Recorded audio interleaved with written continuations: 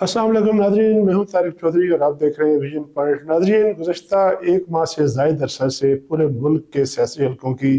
और अवाम की और पोलिटिकल वर्कर्स की नज़रें ज़िमनी इंतखाबात पर लगी हुई थी और लोग देखना ये चाहते थे कि ज़िमनी इंतखाबात के जब नताइज सामने आएंगे तो कौन जीतेगा, कौन हारेगा, किसकी मकबूलियत में कमी हुई है, किसकी मकबूलियत में इजाफा हुआ है, किसका बयानिया जो है वो पावरफुल है, किसका बयानिया कमज़ोर है। तो अब आज जब से आपसे मुखातब हूँ तो ज़िमनी इंतखाबात का मरहला जो है मुकम्मल हो गया। ये ज़िमनी इंतखाबात हमने देखा है कि जो 8 फरवरी 2024 के आम इंतखाबात थे, उसके बाद सबसे बड़ा इलेक्शन था जिसमें 13 सीटों पर मुकाबला हुआ, जिसमें 6 कौमी की और 7 सूबाई की नशस्तें थीं और इन पर जो है वो खैबर पख्तूनख्वा में और पंजाब में 2 सूबों में इलेक्शन हुआ। जायज़ा हम लेंगे आज इस गुफ्तगू में कि ज़िमनी इंतखाबात में हुकूमती इत्तेहाद की जो फतह हुई है, इसके असबाब क्या हैं, इसकी वजूहात क्या हैं और इस इलेक्शन के बाद जो सियासी नक्शा है आने वाले दिनों का वो किस तरह से तरतीब पाएगा और जिसकी फतह हुई है और जिसकी शिकस्त हुई है उसके पीछे क्या मुहरकात थे। 8 फरवरी के इंतखाबात के बाद इतनी बड़ी तादाद में ज़िमनी इंतखाबात जो है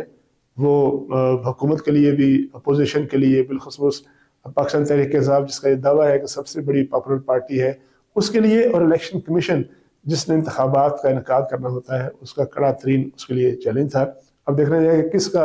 किसने कौन जो है अपने चैलेंज में ओहदा बनाने में कामयाब हुआ और कौन इस चैलेंज को पूरा नहीं कर सका और चैलेंज में पीछे रह गया। ये 13 सीटें जिनमें 6 कौमी असम्बली की नशस्तें थीं, 7 पंजाब असम्बली की नशस्तें थीं,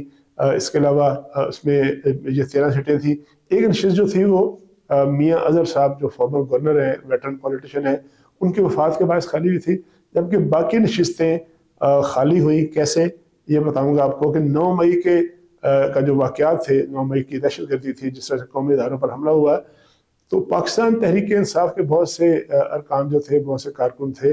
वो 9 मई के बाद जब इलेक्शन हुआ तो उसमें मुख्तलिफ असम्बलियों में पहुँचने में कामयाब हो गए। अब जब एहतसाब का जो है वो कोड़ा जो बरसा तो उसके बाद मुख्तलिफ अफराद को लाहौर और फैसलाबाद और पिंडी वगैरह में मुख्तलिफ मुकदमात में मुलव्वस जो अरकान कौमी असम्बली थे उनको सज़ा मिली और ये सीटें खाली होंगी।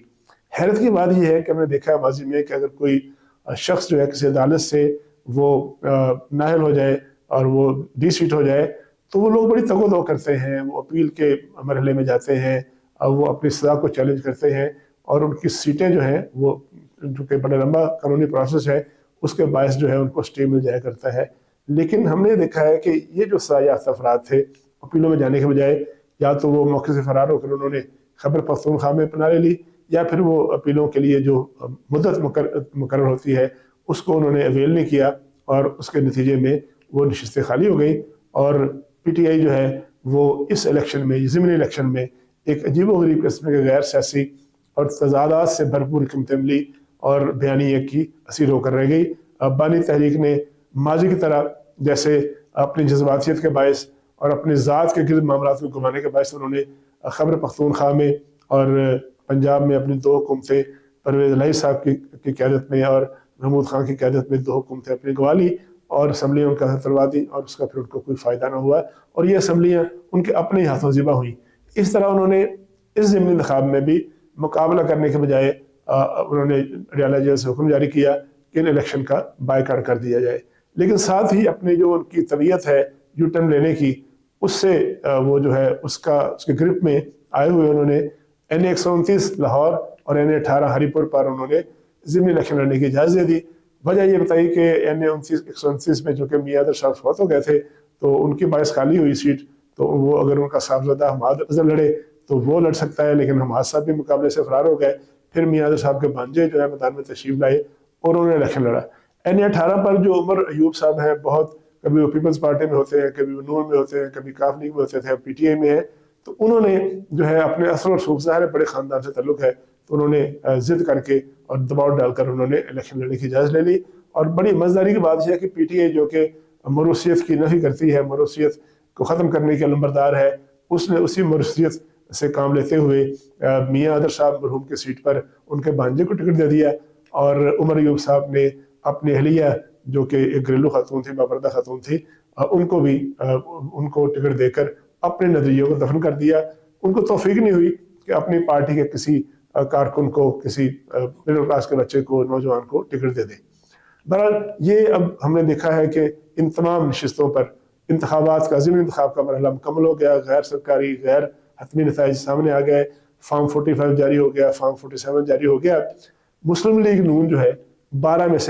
سے 12 سیٹیں جیت گئی ہے قومی صوبائی کی. ایک سیٹ جو مظفر گڑھ کی صوبائی اسمبلی کی تھی, جہاں پیپلز پارٹی کے لیے میدان خالی کیا تھا, وہ پیپلز پارٹی کو مل گئی. گویا اتحادی جماعت پیپلز پارٹی نے بھی اپنا حصہ وصول کر لیا. NA 185 سے پاکستان پیپلز پارٹی نے مسلم لیگ نون کے ایک پرانے جو تھے ورکر تھے, جو چیف منسٹر رہے پنجاب کے, ان کے والد صاحب بھی گورنر رہے اور بڑی پرانی مسلم لیگی فیملی تھی. پیپلز پارٹی نے اپنے نظریاتی اساس سے روگردانی کرتے ہوئے انہوں نے ٹکٹ دے دیا اس بندے کو, ذوالفقار کھوسا کو, دوست کھوسا کو, کہ جو پہلے نون میں تھے, پھر وہ PTI میں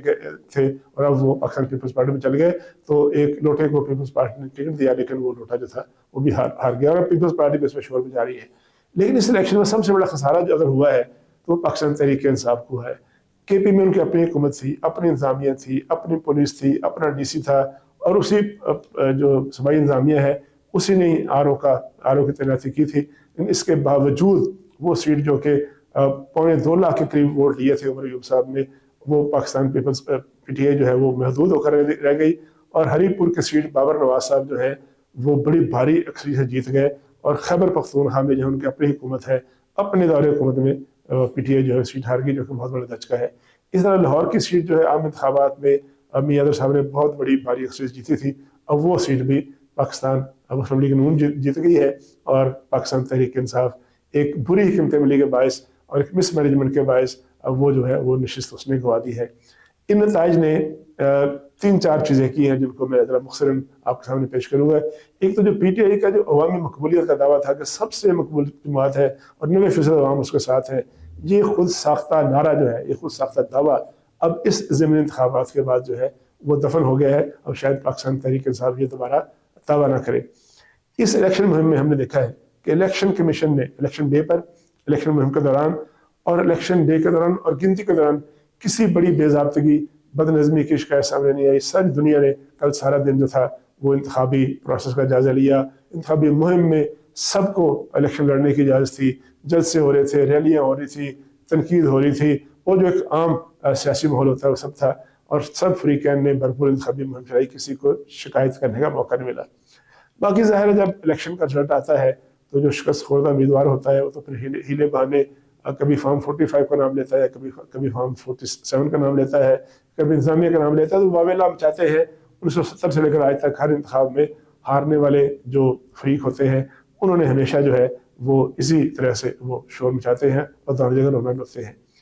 یہ جو انتخابی نتائج ہیں, وائنڈ اپ یہاں پر کروں گا, یہ انتخابی نتائج جو ہیں یہ حکومت وقت کی معاشی, اقتصادی اور دفاعی سمت کی توثیق کی ہے کہ لوگوں نے اس کو انڈورس کیا ہے کہ اس حکومت جو ہے وہ صحیح ڈائریکشن میں جا رہی ہے.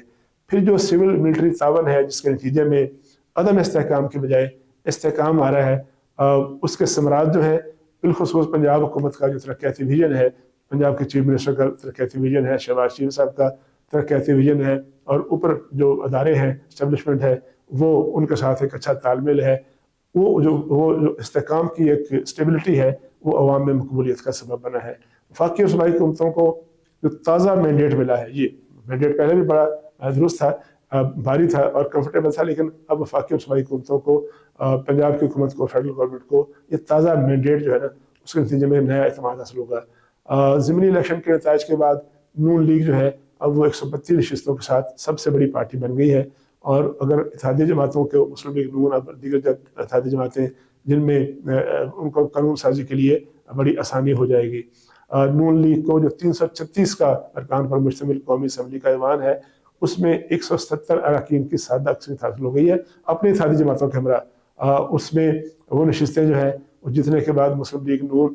کو کے پاس ایوان میں مخصوص نشستیں 132 ہو گئی ہیں, اور MKM کی 22, مسلم لیگ کاف کی 5, استحکام پاکستان پارٹی کی 4, اور مسلم لیگ جو ضیاء ہے, جاز الحق صاحب ہیں, ان کی 1 سیٹ ہے, باپ ہے, اور نیشنل پارٹی کی 1 سیٹیں, 1 سیٹ اور 4 اراکین کی حمایت کے بعد اب ان کو 170 سیٹیں کی حاصل ہو گئی ہے. اور حکومت سازی کے لیے 169 جو ہے وہ درکار ہوتے ہیں, یعنی اب اگر کسی موقع پہ پاکستان پیپلز پارٹی مسلم لیگ ان کا ساتھ نہ بھی دے تو تب بھی جو ان کی حکومت برقرار بھی رہے گی اور وہ اپنی جو نیومیریکل اکثریت ہے اس کو ثابت کر پائیں گے۔ اب ضمنی الیکشن کے بعد جہاں ایک طرف حکومتی جو سمت ہے، عوامی حکومت جو ہے وہ عوامی مفاد کے قانون سازی اور آئین سازی اور سروس ڈلیوری کے لیے مزید کمفرٹیبل ہو جائے گی، دوسری جانب یہ ہے کہ جو اتحادی جماعتوں کا غیر ضروری دباؤ رہتا ہے وہ کم ہو جائے گا اور وہ دباؤ سے نکل آئے گی، اور دباؤ سے نکل کر آزادانہ طور پر زیادہ بہتر طریقے سے جو ہے وہ گورننس کے معاملات حل کرے گی۔ ساتھ ساتھ جو ہے پی ٹی آئی کے لیے اب بہت بڑے چیلنجز سامنے آئیں گے۔ اس الیکشن میں شکست کے بعد اور بڑی بھاری اکثریت سے شکست کے بعد 2-4 ہزار ووٹوں سے شکست نہیں ہوئی، بلکہ ہر جگہ پر 35 سے 40 ہزار ووٹوں سے جو ہے شکست ہوئی ہے، تو جماعت میں توڑ پھوڑ جو ہے وہ ہوتی نظر آتی ہے۔ جماعتی حلقوں میں انتشار پیدا ہوتا نظر آتا ہے، فارورڈ یا اختلافی بلاکس جو ہے پیدا ہو سکتے ہیں، چونکہ بنیادی طور پر